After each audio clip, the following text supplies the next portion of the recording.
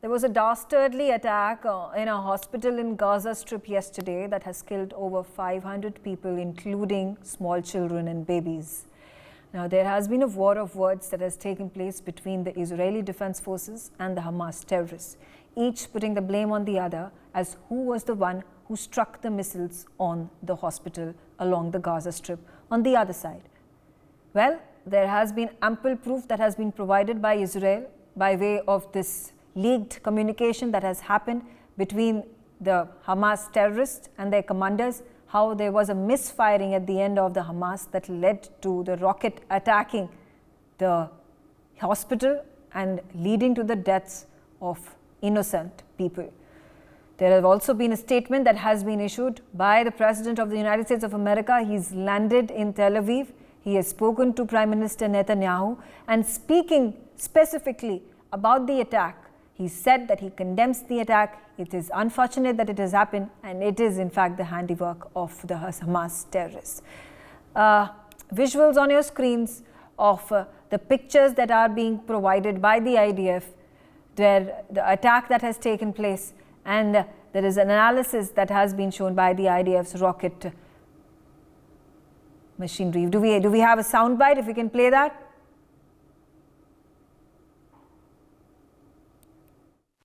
This is the area of the hospital. Okay, we are showing the parking lot and the hospital. Okay, those are in red spots. This is not in infrared, so you can understand it betterly. This is the parking lot. This is the parking lot. You can see the parking lot also now in this picture shown here. Okay, aftermath. After the hit. There is no structural damage to the building.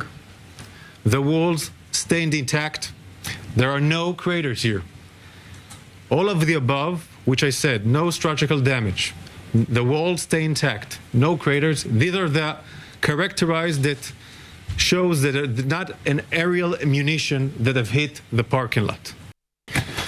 The trajectory analysis from the barrage of rockets confirms that the rockets were fired close proximity to the hospital.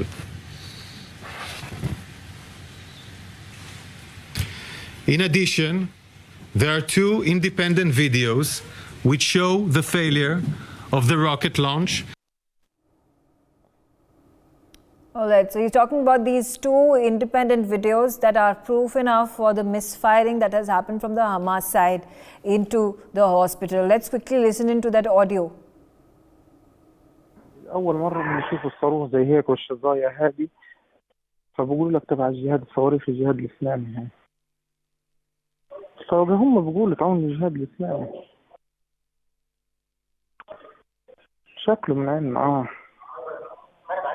بيحكوا إن الشظايا تبعت الصاروخ إنه الشظايا محلية مش زي شظايا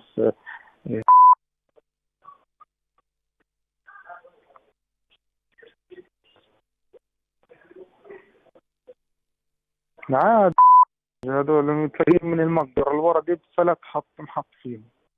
ايش دار بتلاقيهم طالعين من المقبرة الورا المستشفى المعمداني دي اللي هو فسه ونزل عندهم.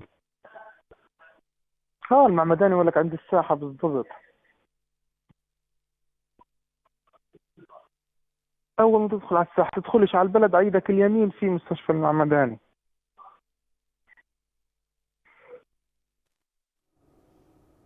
Okay, so that audio clip clearly indicates the communication that is happening between these two individuals. What the IDF is saying, this is a communication that is happening between two operators of the Hamas terrorist organization, and this has been intercepted. What these two individuals are talking about is that there was a cemetery just behind the hospital from where this rocket was fired, and it got misfired and landed on the hospital itself.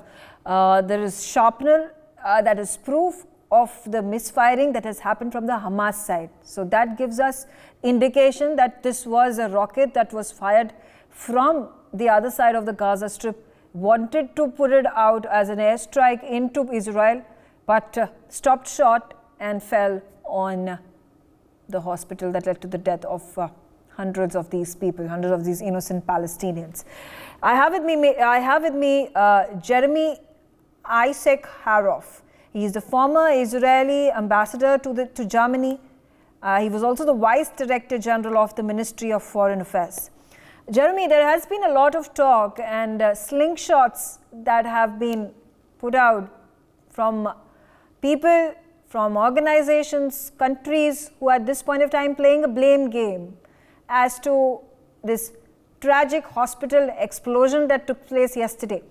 And the tide has turned in such a way that the Arab nations that were looking to have an interaction with President Biden tomorrow have even cancelled that meeting. Well, thank you for inviting me this evening. I'd just like to say that the only side that has produced absolute proof that this unfortunate incident by the hospital, the Al-Ahli hospital in Gaza, was the only side that has produced proof has been Israel. We've shown video, and there are several videos, also by the IDF spokesman, but also by independent media sources, that show there was a barrage of rockets launched from the vicinity of the hospital, and one of them at the time of the explosion hit and exploded in the car lot, and wasn't actually in the hospital itself.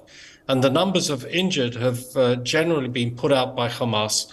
And, you know, one doesn't tend to believe an organization that has beheaded, burned, killed children in front of their parents and their parents in front of their children. The Hamas or the Islamic Jihad is not exactly the most reliable. We've also, as you've shown, produced an intercepted conversation between Hamas and PIJ operatives that show exactly what happened. So again, Israel did not do this attack on that hospital. Israel has one of the most sophisticated air forces in the world with accurate munitions. We do not pursue such activities. Jeremy, also, but nonetheless, you know, this is a misfiring that has taken place from the Hamas terrorist organization side. But does this again give ammunition to the Arab states to not come to the negotiating table as the US administration and President Biden were hoping during his visit to Tel Aviv today? Right, and I think it was an amazing visit, an exceptional visit by the President of the United States to an active war zone, amazing expression of support and solidarity. Look, there's no doubt that the way this whole episode was conjured up by Hamas to put the blame on Israel obviously had effects in the media. And unfortunately, we decided from the beginning, we could have come out and just said, we're not responsible, but we wanted to be absolutely sure to check all the evidence, which we did. It took us 3, 4, 5 hours, but when we were convinced, we put out the evidence. And it's a shame that other parties, other media groups and other Arab countries and any other countries would have been far better to wait for, independent confirmation of what happened before blaming Israel automatically. I want you to also understand there have been thousands of rockets that have been launched by Hamas against Israeli cities in the south, in the Tel Aviv area, and even towards my home city in Jerusalem. And something in the region of 500 rockets has landed, 500 Hamas rockets have landed in the Gaza Strip themselves. These are not super sophisticated rockets. They can do a tremendous amount of damage, but the amount of damage that Hamas has caused to the territory and to its own people has also been immense, beyond the damage and the harm and the massacres that they've caused to the Israeli people. Do you think after there is ample proof that has been provided by way of these audio and visuals that have also been provided with thorough investigation and research that has been done by the Israeli Defense Forces, could there be a change of heart by the Arab countries? Or is this just a ruse to then carry forward this war and not come to the negotiating table, not find a truce in this matter? Look, first of all, it's important to say that President Biden was shown all the evidence that we have. And one thing, we don't play around with our credibility. That's one of the most important things for us. And he said it was done by the other side. And this is a clear indication of, first of all, the president. And I think, to be very frank with you, I have Palestinian friends. I know Egyptian diplomats, Jordanian diplomats, and other diplomats from the Gulf. They don't need, and especially the Palestinians, they don't need any explanation about about Hamas. They know exactly what Hamas can do. Don't forget, when 2007, when Hamas seized Gaza from the Palestinian Authority, it literally threw Palestinian Authority soldiers and officials off the roofs of Gaza. These people are almost, I'd say, subhuman in the way they have attacked us. They've killed 1,400 Israelis, slaughtered them in cold blood, and taken almost 200 Israelis prisoner and captive and hostage in Gaza. So I think when the dust settles, people will begin to realize, including the Arab countries, just exactly who Hamas is, which I think they know already. But then they will have evidence to see that it was not Israel that, first of all, we did not start this war. It was the Hamas that started it, and it's the Hamas that is lying to the world now. Particularly, you heard it from Jeremy. He's speaking from the Israeli point of view here. And the situation at this point of time, in terms of the battlefield where the war is happening, there is another war happening, which is the information warfare. Whose side is the world tilting? Megha, it's nothing new for Israel to always fight the perception battle even while defending itself. So they have been doing it for a long time. Frankly speaking, in this case, Israel had nothing to gain by shooting or striking a bomb on a hospital, especially which is at a designated location.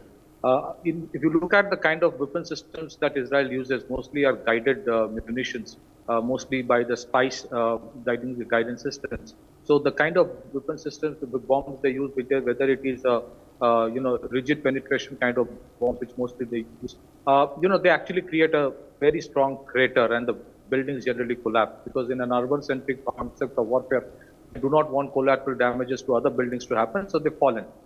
Unlike in this case, there is no crater, so there is no building which has been targeted. And if you look at the kind of rockets, as Jeremy also mentioned, that the Islamic Jihad group or the Hamas generally use, these are very rudimentary, rockets which are unguided, and they have no abort system. So if anything does not work out, they cannot switch it off or make it fall in a safe place. So somehow it fell on that particular location.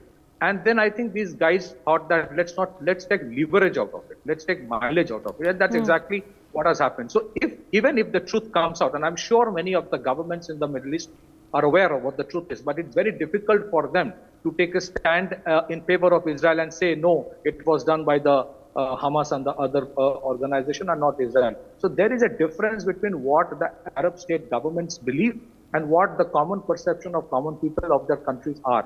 So on many occasions, even on the issue of Hamas, they may have a stand which is, perfectly in sync with what the stand should be against a terror organization. And I'm sure many of these Arab states want Israel to cut Hamas down to size, because they don't want Hamas to become so powerful that they threaten other Arab states. It's an offshoot of Muslim Brotherhood. We know what kind of relation these Arab states, including Egypt, have with Muslim Brotherhood, how much there is disdain for each other. So let me tell you, even if the truth comes out, truth will remain a casualty. Truth will always be kept in abeyance. And the perception battle here would always be played out. Okay. I think, we know the truth is, but the general perception in Middle East is that Israel has done it. So let's do the needful. And I think this becomes a perfect ploy for the Lebanon to come and Hezbollah to come. Major Shashi Asthana, now the big question on everybody's mind is there going to be escalation of war? How big is this escalation going to be? How soon does the war end?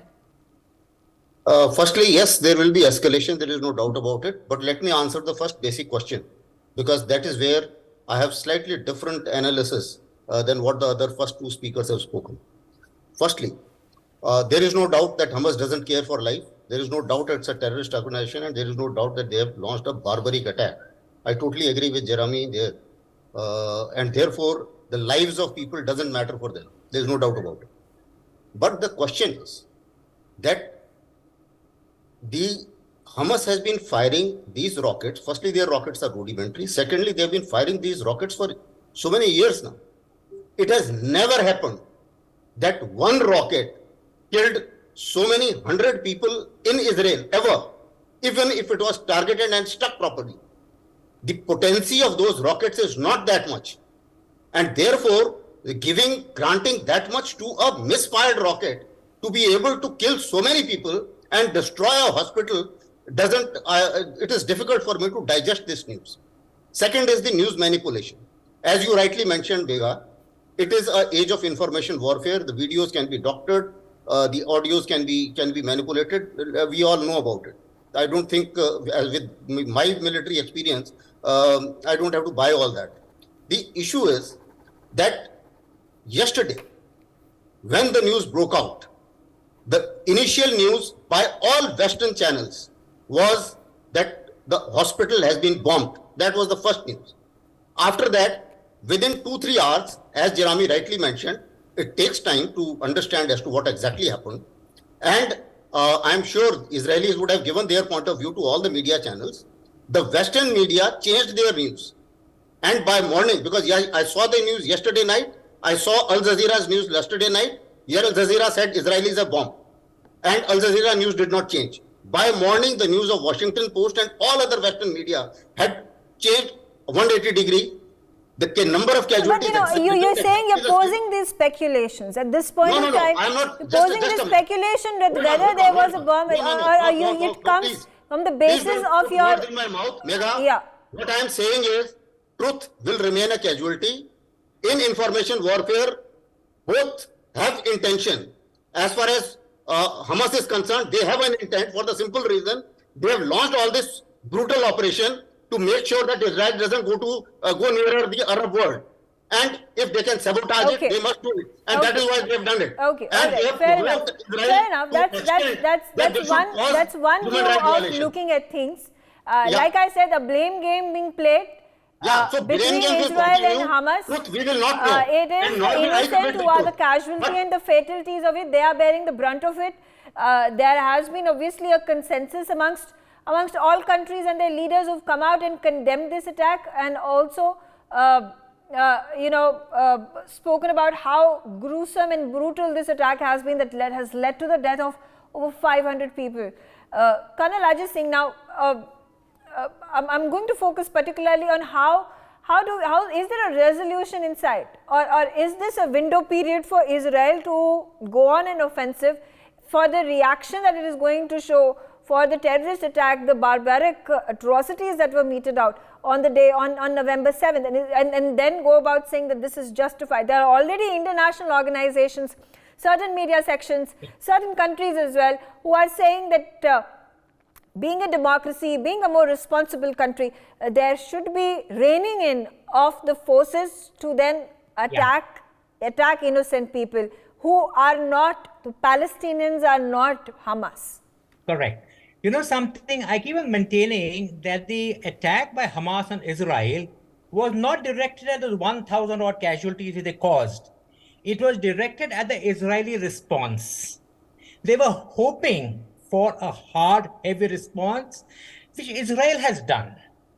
Let's make no bones of the fact, Hamas is a terrorist organization. What they do deserves to be condemned in completely strong words.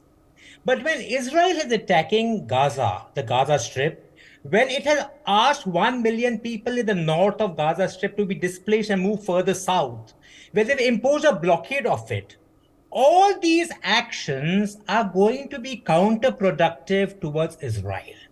Remember, we are now in the second week of the war. In the first week, there was a complete sympathy wave towards Israel. And you see it's gradually tilting away now because the narrative is changing. So Israel definitely needs to temper its actions. The other thing I want to bring out is this accident on the hospital is horrific. We will not get into the blame game at all onto this. But what I want to bring out is now it is the starting period. The land offensive has not yet begun. With world opinion and the world narrative gradually shifting towards the suffering of ordinary people, will it act as a poser to Israel to its land offensive? Will cause far more damage and far more casualties. That is the moot question. Okay. And the third and the most important question is the Palestinian issue was gradually being pushed under the carpet. The two-state solution was almost gone. Is it now going to be revived? And is Israel's acceptance into the Arab world, which had come about after 70 years, going to be indefinitely pushed forward once again? Fair enough. All the important questions. Let's ask Jeremy for his response on this. Jeremy, how would you like to speak about all the points that have been raised, particularly with regards to the information warfare, who's right, who's wrong? I understand you will be speaking from the Israeli point of view, and particularly with regards to the larger geopolitical angularity, and does Israel now find itself isolated in the Middle Eastern world?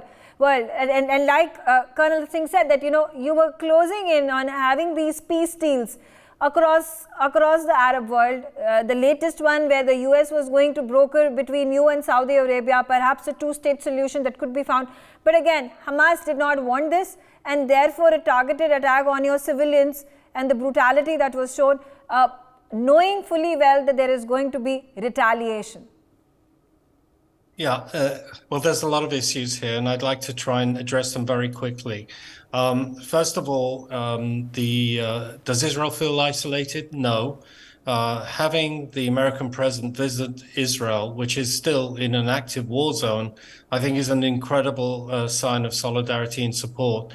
Later on, we'll see the British Prime Minister visiting. Yesterday, the German Chancellor came to Israel, and I'm sure there'll be many more guests. The French president will be coming. So we don't feel in any way isolated. And I think that the outpouring that was mentioned before of what happened and seeing the scenes, the dreadful scenes that India has seen terrorist acts, but not, to this extent has been something that has been even glaring, even for the Middle East.